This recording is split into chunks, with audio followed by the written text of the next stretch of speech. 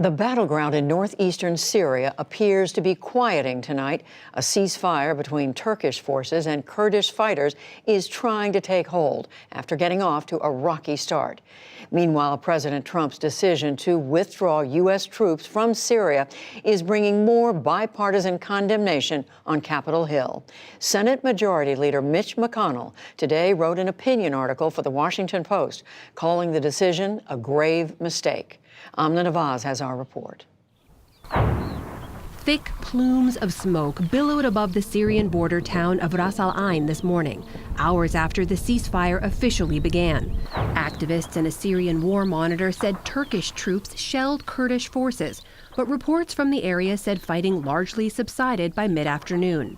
In Istanbul, Turkish President Recep Tayyip Erdogan denied any fighting had continued. I do not know where you receive information from, but according to the ones I get from my defense minister, there are no ongoing clashes. All of these are speculations and misinformation.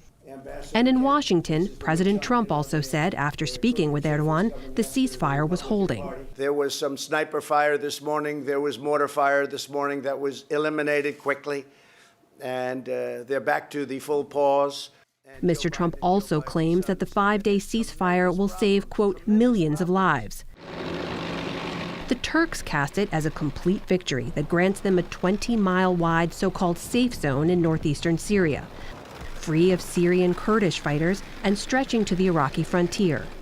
Erdogan insisted today what happens next is up to the Kurds and the U.S. If the United States is able to keep the promises it gave us, the issue of a safe zone will have been resolved. But if this promise is not kept, our operation will resume from where it left off in an even more determined way.